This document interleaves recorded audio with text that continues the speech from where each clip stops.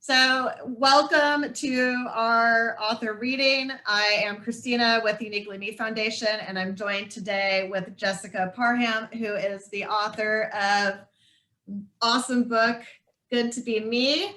Yay! So thank you so much for taking out some time to sit down and chat with me today. I'm really excited. I know. Thank you for having me. I've been waiting all day. I'm really excited to get to know you a little bit better and share more about the why behind the book.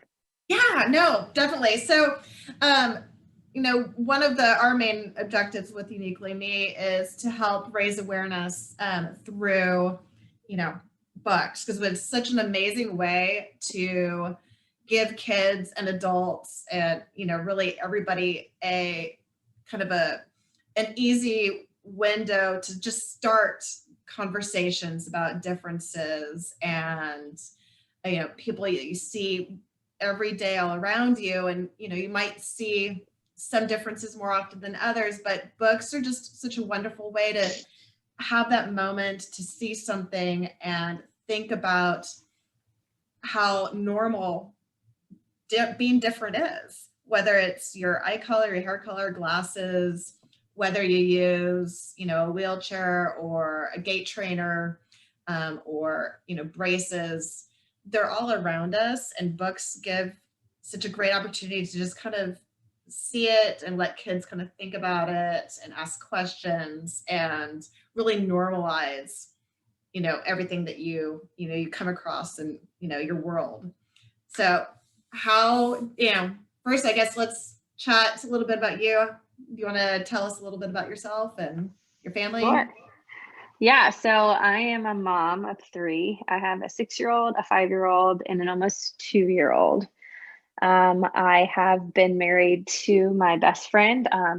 He's been like a best friend since I was 10. So I've been married to him for almost 9 years. We live in Richmond, Virginia. Good to Be Me is my first book, and I already have another one in the works. And it's been such a fun experience, and I've met incredible people along the way. I like to say I'm an introverted extrovert. So I think having the book release be during a pandemic has been challenging, yet kind of good for me. I've gotten to meet a lot of really awesome people from around the world, but in a non-intimidating way, I guess. So yeah, it's a little bit about me.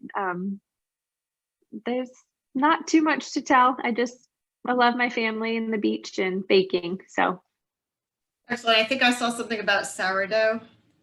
Yeah, I killed my starter, which is not good because it's like a fourth child.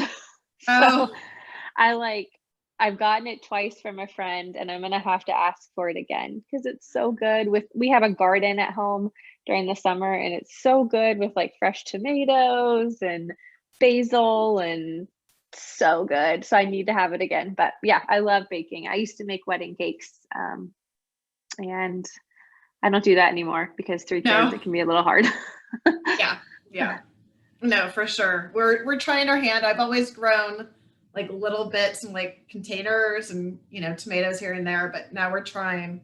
This is our first year doing like full like cucumbers and zucchinis and bell peppers, and so I've got a 3.5-year-old who will devour cucumbers like candy. So I was like, we've got to. Yeah, we do too. Right? Tomatoes right off the vine for our kids, like apples. So we have tons of those. Yeah, which is awesome. Yeah. We'll do a cucumber and then a cookie. Oh, balance. Life is about balance. It's fine. 100%. 100%. So did you always want to be a writer, or did this just how did the story come about? So I've always loved kids. I babysat all my life. I quit a corporate job to be a nanny for a family. I just love kids. So while I was at my corporate job, I was on hold a ton, and I found out that I loved to doodle, and I loved to use my imagination through story. And so I'd write books while I was on hold. And my husband even put like a Snapfish book together of my stories and my sketches. of my very first book. And from then on, I realized I wanted to do it, but it's very intimidating to get started, especially if you want to go the traditional route. And I learned that I didn't want to go that route because I wanted to have the rights to my book. So my options opened a little bit, and self-publishing was also intimidating. So I found out there is something called hybrid publishing, which is what I went through. You have all the rights of a traditional publisher, like you have an editor and production people, and you have the whole gamut of a team. You have a team that works for you and with you, but you pay out as you would for a self-publishing. But it was like the best option for me because I got the rights to my book. And that was super important, especially in the subject matters that I want to cover. I want to cover differences in disability and diversity. And I didn't want somebody else to spin my story in a direction I didn't want it to go in. Right. And to tell me that I couldn't do something or had to include something if I didn't want to. So I just went for it. So yeah, I've always wanted to do it. But I just kind of had the guts after having 3 kids, and you get enough rejection with kids that you're like, what's another few people telling me no or something. So I just went for it. That's amazing. That's really, I mean, I know it's such a hard, kind of a hard fear to get over, right? And but it's amazing that you did it, and I'm sure you should feel super proud of yourself. I know I've spoken to a ton of people that love this book and are super thrilled. I have lots of people saying hi. They're excited watching you. Hello. So one of the things that I really liked about the book is that you have disability weaved through the story without it being the highlight main focus.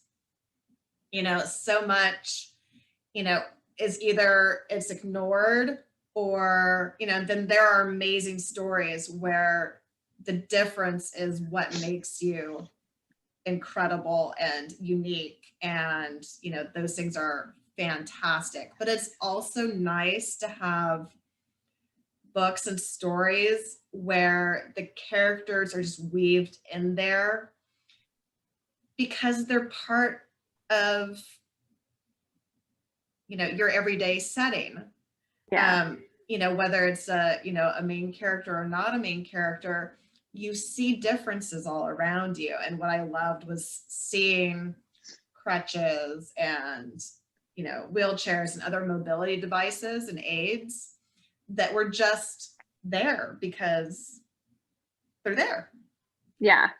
And I think it helps kind of highlight when you stop and you sit and you talk to kids, you're like, well, what did you notice about all their friends? And they'll say, well, they were playing basketball. Yeah. Do you notice anything else? And half the time you have to really lead them to, did you notice how because their minds don't go there, which is, one thing I love about kids. They're just so, truthful and base. It's like, well, they're having fun. End of quote. Yeah. Yes. And just seeing it naturally without, prompting is just, it's so nice to give people another way to really think about inclusion and diversity. Yeah. And that was I was looking for books for my kids to explain the questions that they had without explanation. Like, I wanted to have books, and there's, like you said, there's so many books that are very needed that explain differences or use a difference as a superpower because they truly can be. My kids didn't need that at the time. I was searching for something different that showed differences, but allowed them the space to safely ask the questions that they were having if they had them. And so that was the goal for the book. And you're right, my daughters went through the book and I'd be like, what do you see? And they'd be like, oh, look at them. Like they're all trying to get ice cream, or my 2-year-old's like a slide or ducks, and like he doesn't notice it yet.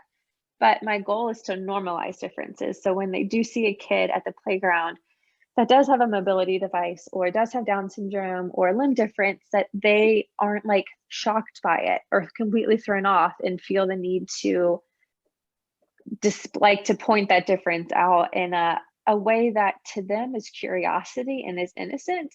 But for the kid that they're asking about, that can be very like traumatizing and like really hard.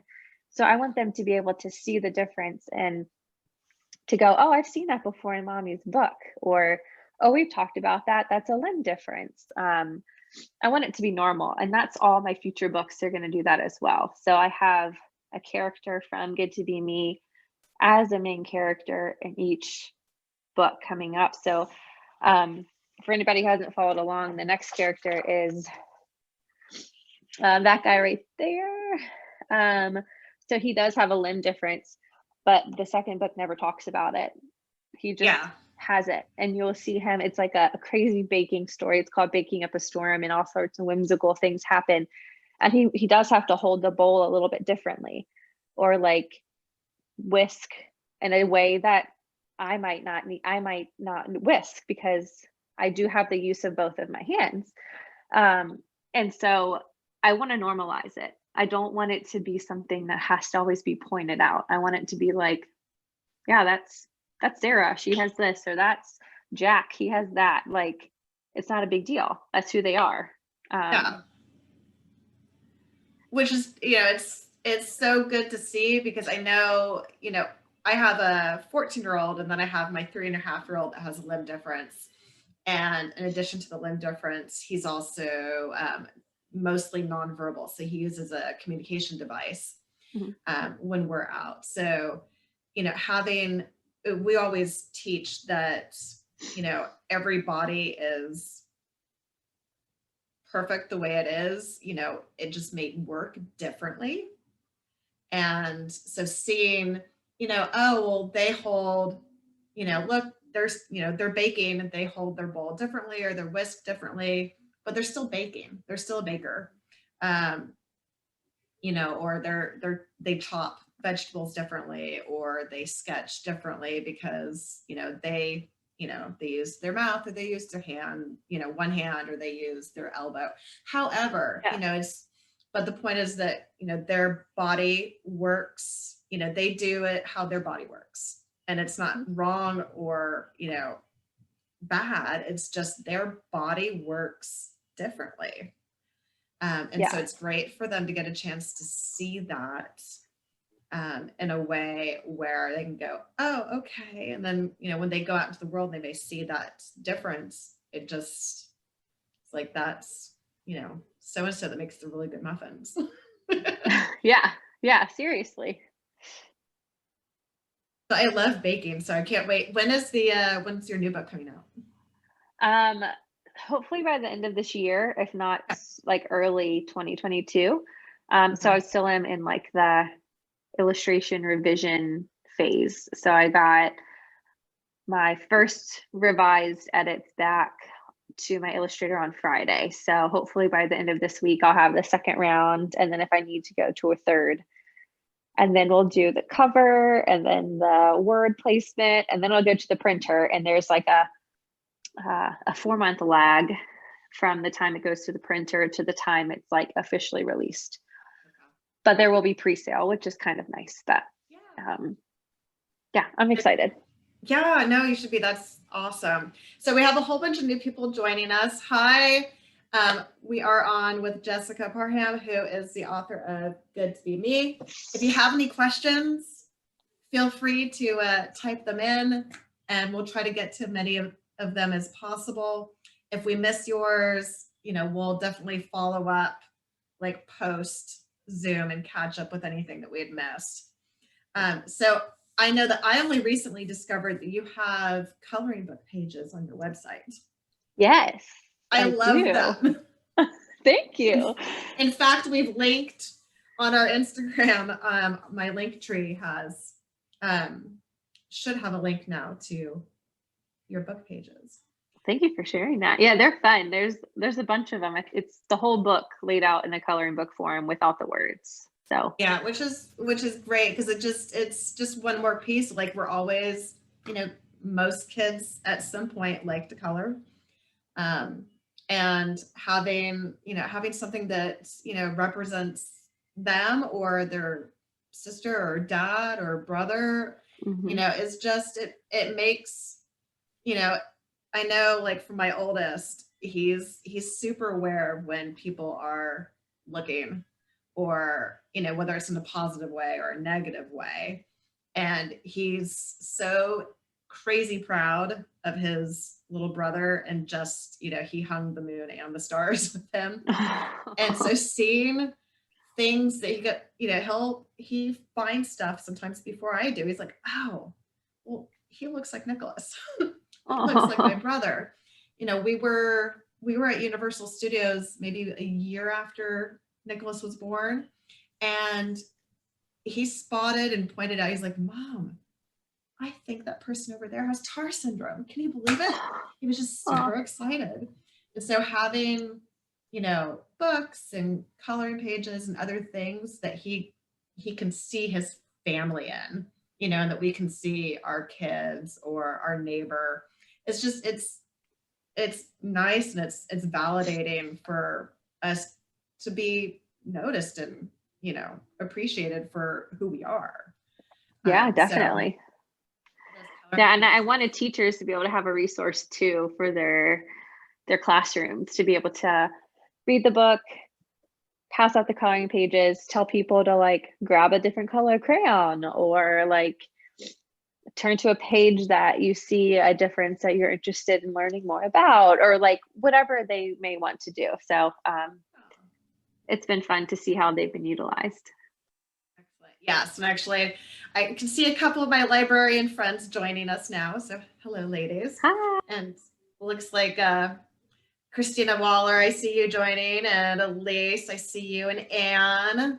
So lots of friends and fans joining to see the main event. So, I know we've got a lot of people probably anxiously waiting to get to hear you read. So are you ready to give us a reading? I would love to. Let me drink some water and then I will get to it. Sorry, my allergies have been like off the charts, and so I feel like I'm always dry these days. All right, so it's gonna be, is it backwards? No, you're good. Okay. All right, Good to Be Me by me, Jessica Parham, and illustrated by Srimali Basani, who, by the way, fun fact, lives in Italy, and she's incredible. I have dedicated this book to my kids. That's the dedication page. All right. Sorry, I'm going to stand up for this. We are all different, as you can see, but I'm so happy that I am uniquely me. I like to go slow on this page because there's a lot to look at. My hair is different from my friends. What does it look like? Well, it just depends.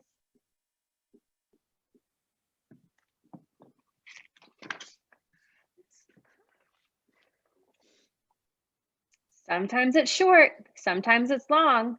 I like it either way. I cannot go wrong.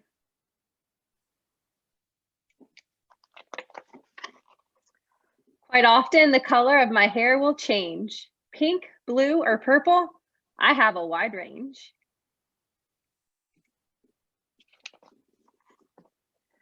The shape of my body is different too. Your shape is perfect because you're uniquely you.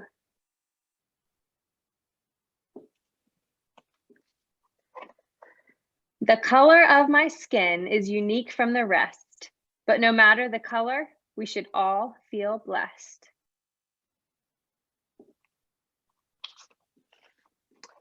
My mom's skin is light and my dad's skin is dark, but color doesn't matter. What matters is the heart.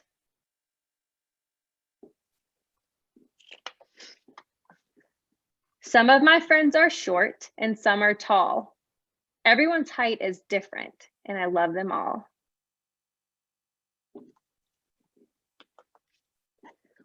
All of our eyes are different too. Brown, green, hazel, or blue.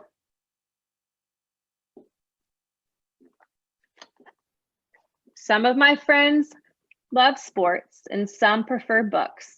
Lots of things make us different, not just our looks. I'm happy to be me, and I'm happy you are you. Being unique is awesome, and you are too. So that's the end of the book, and then there are fun questions at the end as well. So just so you see that.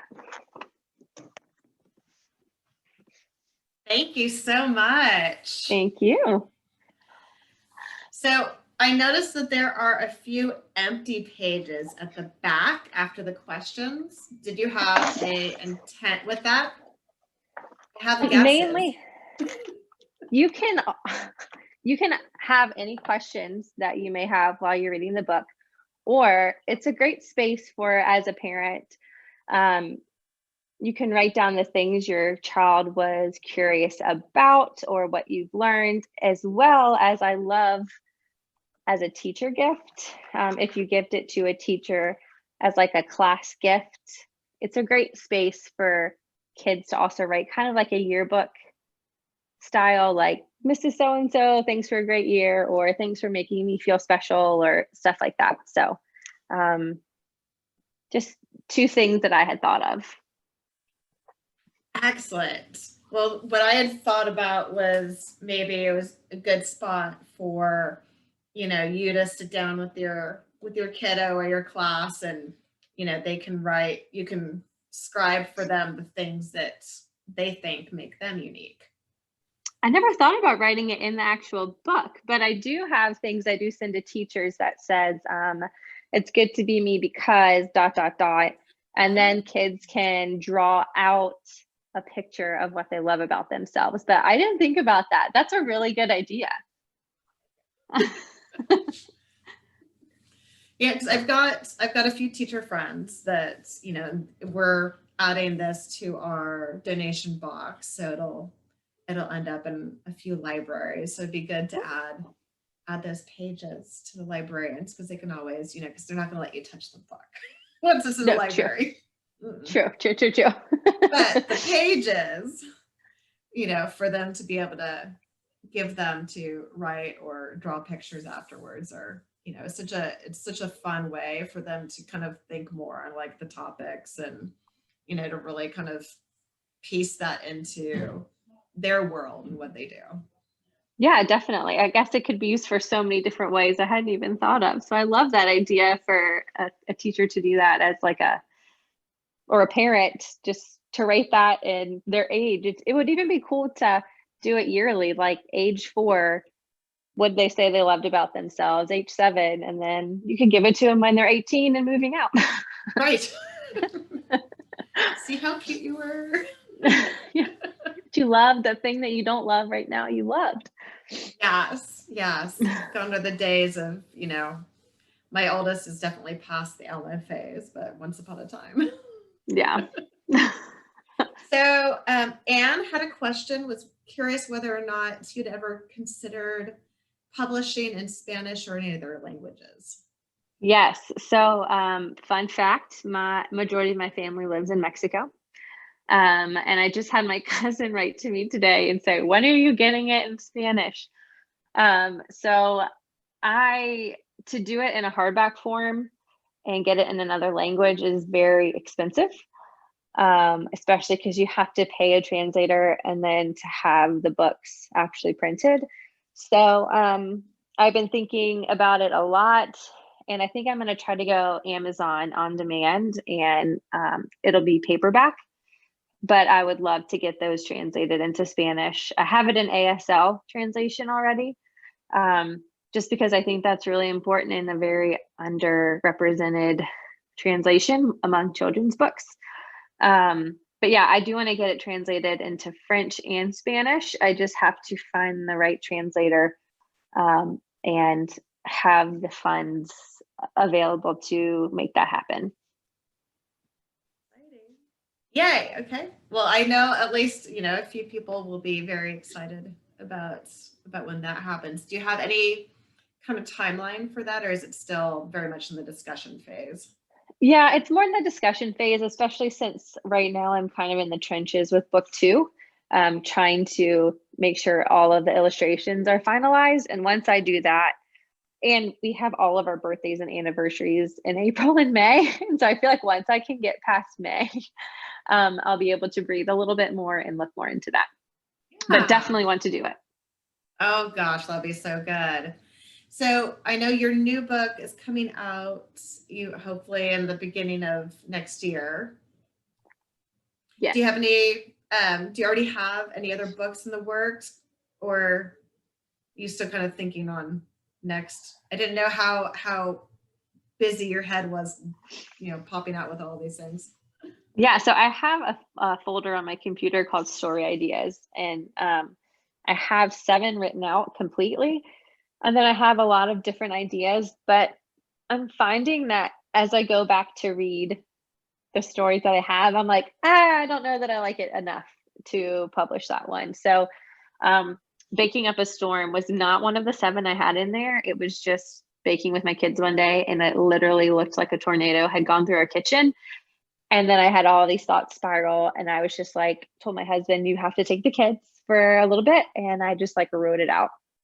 Yeah. And so then I let it sit for a week or 2, and then I reread it and I loved it more. So I'm just waiting for the right story to come about. I'm learning I'm more of a spontaneous person. And I'm very intuitive. So when something hits me and I know it's the right thing, I just run with it. So that's kind of more the way that I work. It's not typical, I don't think, but it's worked so far. So hopefully book 3 will hit me like that as well. I have a character in mind that I want for book 3, but I'm not sure what the story will be yet. Oh, that'll be fun. Well, I know we'll please keep us posted when all that starts to come, and we'll be excited to get more peeks at book 2 as you start to share those. Yeah, it's been fun to share the sneak peeks. I want to share everything, and I'm trying to be more thoughtful with like how much to share, Jessica. Don't give too much away, but I can say that I am so excited about this one because the main character is he's awesome, and I love the story. It's so fun, and I hope everybody likes it as much as I do. It's like I'm really hyping it up right now, so I hope it doesn't flop.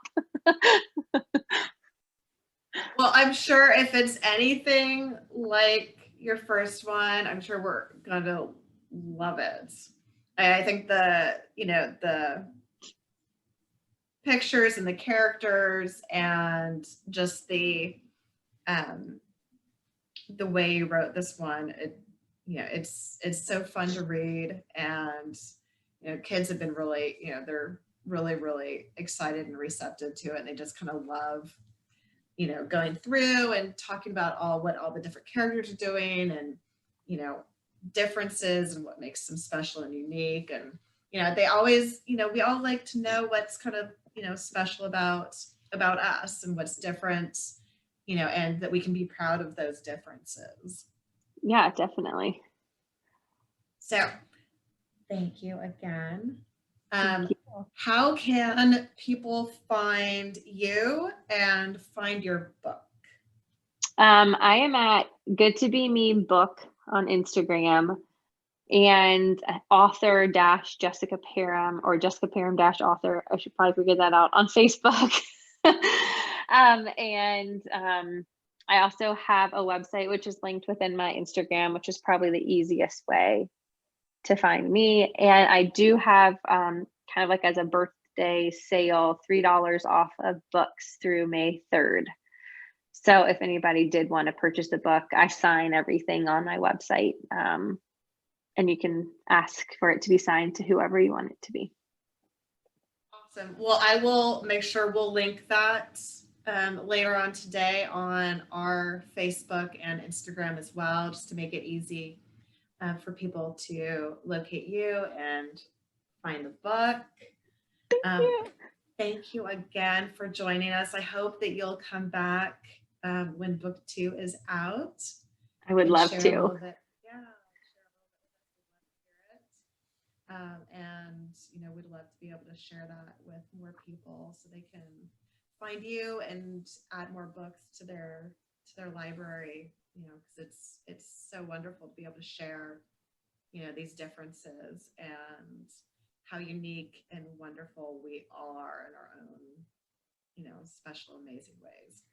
Yeah, thank you. Thank you so much. And thanks for all the work that you're doing. And it's been fun to follow along your page too. You have some really awesome stuff you're putting out there, and I've loved following along. So I will continue to do so. And I've told a lot of different people about your organization. So thank you for your work too. Thank you. No, thank you. We all, I think together, people refer to these things as like journeys. Parenting's a journey. Career sometimes can be a journey, and definitely, kind of walking through differences, whether they're, physical or neuro, diverse, these differences you go through with your kiddos, and, it's definitely, it's a journey, and, we're all learning those things, together at different times. And so I think sharing these things as a community really helps kind of open those doors and introduce, these differences and other ideas that, people might not have had exposure to before. I'm reminded, we're talking about this, my niece moved here to Texas, where we are, in 4th grade. And I remember her telling me, and she was very confused because she had been talking about some other friends from where she grew up in California, and had a very diverse group of friends there, ranging in different nationalities and ethnic backgrounds and disabilities. And, one of her new friends from very small town, asked her, well, weren't you scared going to school there? Because, her new friend just didn't have that exposure. She didn't have those opportunities to see, all these different amazing people that, are, around us, when you're in different settings.